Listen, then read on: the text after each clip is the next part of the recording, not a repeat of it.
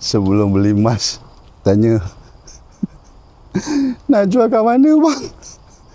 Dah nama pun emas. Takkanlah aku nak jual kat kedai besi pula. Kat kedai botol. Kedai emas bersepah dekat Malaysia ni. Beli jual. Jual kedai emas. Okey. Nak beli, nak jual kat mana-mana boleh. Persoalan dia dari segi harga nak jual tadi. Alah bang, saya dah survey bang harga. Last sekali jual dengan Abang Bekam juga. Okey, terima kasih Abang Bekam ucapkan kepada sahabat-sahabat daripada luar, daripada Melaka yang post emas tu pada abang.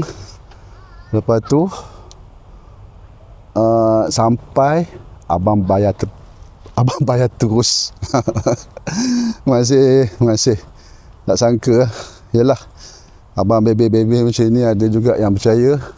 InsyaAllah pada sahabat-sahabat yang ada matlamat nak jual, yang rasa malas nak masuk Arhanu pun tak tahu nak tebus daripada mana, boleh jual terus. Pada sahabat-sahabat dekat Melaka yang ada surat pajak tu, boleh juga hubungi Abang Bekam. Okey, insyaAllah like, komen dan share. Okey, dalam sunnah pasti ada kejayaan. Yes.